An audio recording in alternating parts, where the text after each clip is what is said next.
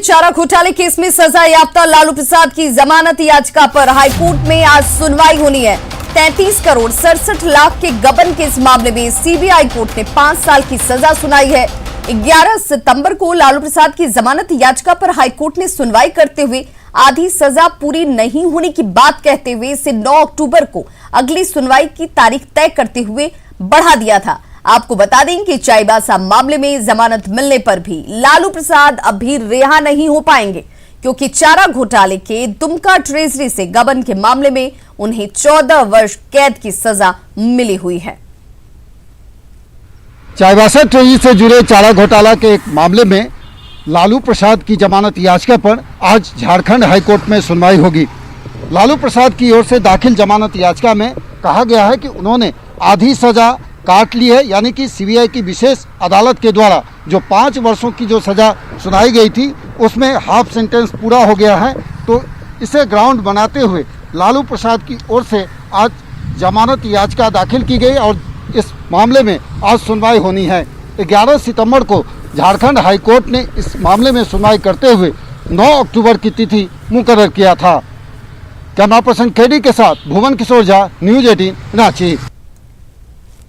तो लालू की जमानत याचिका पर आज सुनवाई होनी है। सबकी निगाहें टिकी होंगी कि क्या आज इस सुनवाई में लालू प्रसाद को राहत मिलती है। हालांकि उनके लिए ये राह आसान नहीं है जमानत की, क्योंकि इसी मामले में आपको बताते चले कि एक और मामले को लेकर के अब उन्हें 14 साल की सजा सुनाई गई है। दुमका मामले को लेकर 14 साल की वो सजा काट रहे हैं और ऐसे में इस पूरे मामले को लेकर आधी सजा पूरी होने का भले वकील की तरफ से कोर्ट में तमाम चीजें रखी गई हैं, लेकिन उनके लिए राह आसान नहीं है। तो लालू प्रसाद की जमानत याचिका पर आज हाई कोर्ट में, झारखंड हाई कोर्ट में सुनवाई होने वाली है। सीधे हम रुक कर लेते हैं रांची का, जहां से हमारे साथ संवाददाता भुवन किशोर झा, जो कि हमारे साथ झारखंड हाई कोर्ट कैंपस से ही सीधे जुड़े हुए हैं, और साथ ही साथ संजय कुमार सिन्हा के लिए बंगला से रांची से हमारे साथ जुड़े हुए हैं। सबसे पहले मैं जानना चाहूंगी संजय, चूंकि आज सबकी निगाहें इस बात पर टिकी हैं कि लालू प्रसाद को क्या राहत मिल पाती है नहीं मिल पाती है। चुनाव के मद्देनजर केली बंगले के बाहर बहुत गहमा गहमी नजर आई, लेकिन आज जब लालू प्रसाद के लिए बड़ा दिन है, उनको इस फैसले का इंतजार होगा कि क्या ये राहत उनके लिए मिलती है या नहीं मिलती है। तब उनके शुभचिंतकों की लाइन वहां दिखती है क्या?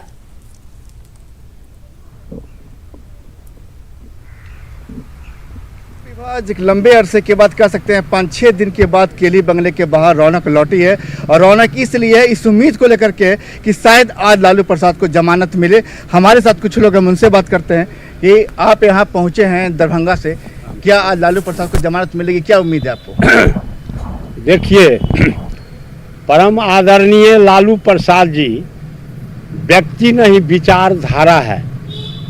उन्होंने बिहार में गरीब, शोषित, पीड़ित, उपेक्षित, समाज के बहिष्कृत एवं वंचित लोगों को मुख्य धारा में लाने का काम किया, जिसके कारण साजिश के तहत उनको फंसा के जेल में रखा हुआ है। आज बिहार के करोड़ों माता बहनें, गरीब गुरबा, सारे लोग आदरणीय लालू प्रसाद जी के लिए रो रहे हैं। आज मुझे मालूम हुआ, पंडित जी भी हैं जो सोनपुर से यहाँ पहुँचे हैं, गंगा आरती के आचार्य धर्मेंद्र शास्त्री जी। आप यहाँ शास्त्री जी केली बंगले पर क्यों आए? हम केली बंगले पर इसलिए आए हैं कि हम उस धरती से आए हैं जहाँ विश्व का वो पहला धरती है, हरि और हर। वहाँ से लालू प्रसाद यादव जी का पुराना आशीर्वाद हमेशा होता रहा है, इसलिए इनको आशीर्वाद हरिहर नाथ का लेकर आए हैं कि स्वस्थ रहें। बिल्कुल संजय, देखिए अपनी अपनी तरीके से अपने लालू प्रसाद से जुड़ाव को लेकर के लोगों की बातें और विचार सामने नजर आती है, लेकिन ये कानूनी पेचीदगियां हैं। कानूनी तौर पर आज क्या उन्हें ये राहत मिलने वाली दिखती है या नहीं दिखती है? सीधे रुक करेंगे अपने सहयोगी भुवन किशोर झा का। भुवन, शुभचिंतक कह लीजिए, कार्यकर्ता कह लीजिए, ये तमाम लोगों की राय और विचार समझी जा सकती है, लेकिन कानूनी तौर पर इतनी राह आसान नजर आती है क्या लालू प्रसाद की जमानत को लेकर?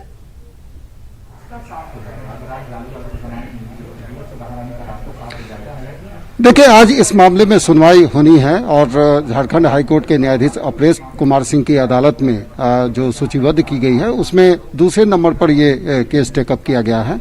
और इसमें जो अपील की गई है लालू प्रसाद की जो ओर से, तो उसमें देखेंगे कि ये कहा गया कि जो हाफ सेंटेंस यानी कि सीबीआई की जो विशेष अदालत के द्वारा 2018 में जो 5 साल की सज़ा मुकर्रर की गई थी, तो वो आधी सज़ा उन्होंने कंप्लीट कर लिया है। और पिछले दिनों हाईकोर्ट ने जो 11 सितंबर को इस मामले में जो सुनवाई की थी, तो उसमें भी ये कहा गया था कि 9 अक्टूबर को आपकी आधी सज़ा जो है वो पूरी हो जाएगी, तो उसके बाद इस पर विचार किया जाएगा। यानी कि आज वो दिन आ चुका है और इस मामले में अब से कुछ देर में यहाँ पर सुनवाई भी होनी है। और झारखंड हाईकोर्ट में ये जो कहा गया था पिछले दिनों कि सीबीआई या जो लालू प्रसाद के जो अधिवक्ता हैं वो अपनी बातों को रखें और उसके बाद इस मामले में निर्णय होगा। तो जाहिर तौर पर आज सबकी निगाहें टिकी हुई है कि चाईबासा ट्रेजरी से जुड़ा हुआ जो मामला है, उस मामले में लालू प्रसाद की ओर से जो दाखिल की गई है जमानत याचिका, इस पर क्या होता है। लेकिन ये बात तो जरूर साफ है कि एक केस और है चारा घोटाला मामला का, जिसमें लालू प्रसाद सजायाफ्ता हैं, जो कि दुमका ट्रेजरी से जुड़ा हुआ है।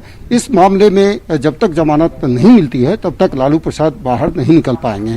तो ये तो जरूर तो बिल्कुल, यानी कि इंतजार अभी उनके जेल से बाहर आने का या फिर जमानत मिलने का भी इंतजार लंबा है। बहुत बहुत शुक्रिया भुवन आपका भी और संजय आपका भी हमारे साथ जुड़ने के लिए। तो झारखंड की 2 विधानसभा सीटों दुमका और बेरमो उपचुनाव की अधिसूचना आज जारी हो रही है। निर्वाचन आयोग की घोषणा के मुताबिक दोनों सीटों पर 3 नवंबर को मतदान होगा, जबकि 10 नवंबर को मतों की गिनती होगी। मतदान ईवीएम और वीवीपैट मशीनों के माध्यम से होगा। दुमका और बेरमो उपचुनाव की अधिसूचना आज जारी होगी। दोनों ही सीटों पर 3 नवंबर को मतदान है। मतदान ईवीएम और वीवीपैट मशीनों के माध्यम से होगा और साथ ही कोरोना से सुरक्षा को लेकर निर्वाचन आयोग की तरफ से जारी किए गए निर्देशों का भी पालन करना होगा। हेमंत सोरेन के अब तक के कार्यकाल का ये पहला उपचुनाव है जिसमें सत्ता पक्ष जहां सरकार के कामों का हवाला देते हुए दोनों ही सीटों पर जीत का दावा कर रहा है, वहीं बीजेपी सरकार के कामों से जनता की नाराजगी का दावा करते हुए कमल खिलने का दावा कर रही है।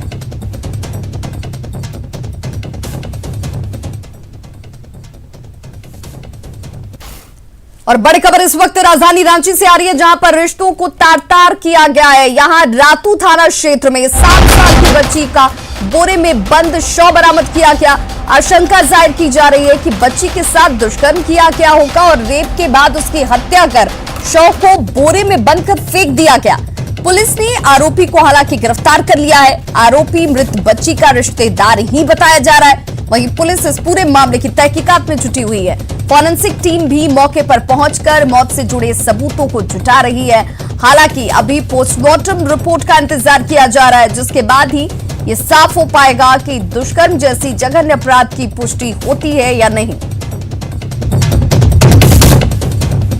वहीं रांची से एक और बड़ी खबर, जहां पर पुराने जेल परिसर में एक व्यक्ति संदिग्ध हालत में उसके शव की बरामदगी की गई है। मृतक जेल के पास ही नाई का काम करता था।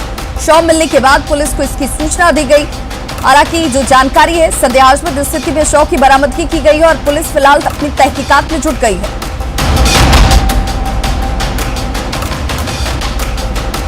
तो जेल के पास ही ये शख्स जो है वो नाई का काम करता था, जिसके शव की बरामदगी की गई है।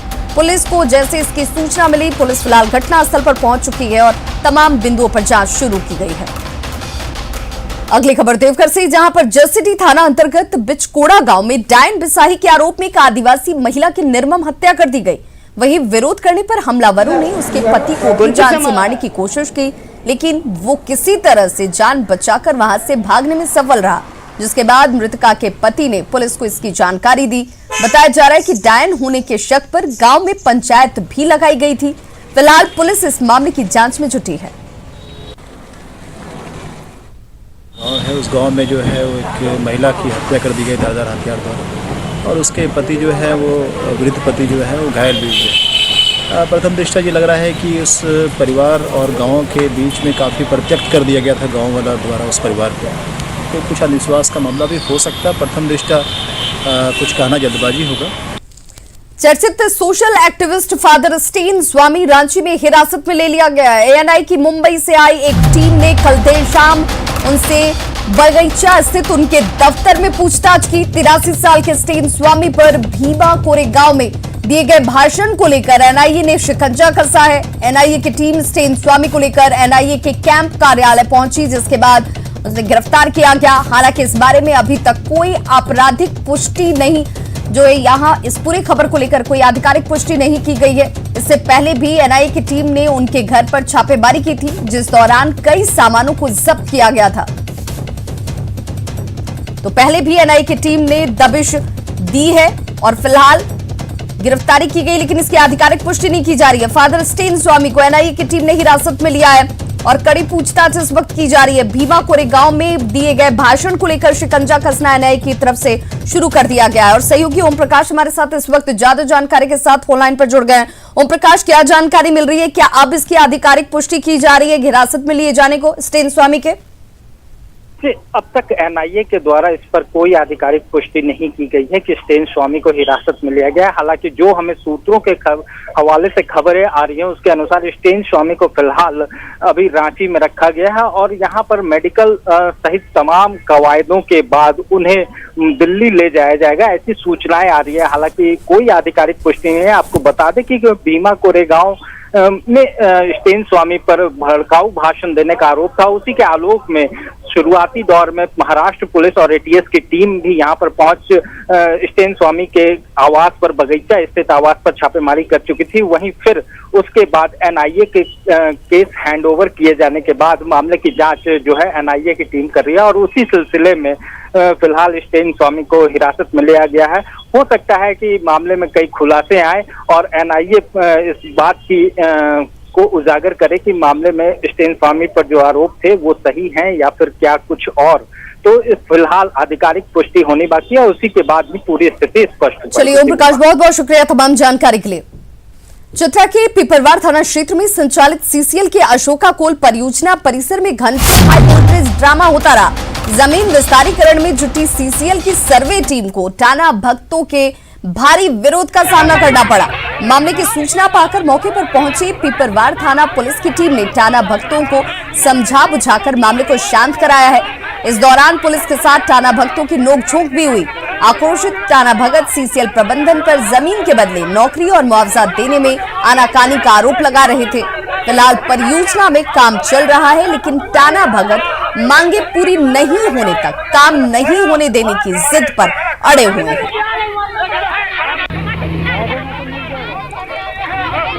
तो टाना भक्तों और पुलिस के बीच में नोकझोंक की एक्सक्लूसिव तस्वीरें आप देख रहे हैं। सीसीएल की सर्वे टीम का विरोध जो है वो टाना भक्तों की तरफ से किया जा रहा है। उनकी तरफ से कहा जा रहा है कि नौकरी और मुआवजा देने की जो मांग है हमारी, उस पर पहले फैसला होना चाहिए और उसके बाद ही यहाँ पर किसी तरह का कार्य किया जा सकता है। हालांकि समझाने बुझाने के बाद फिलहाल मामले को शांत करने की कोशिश जारी है।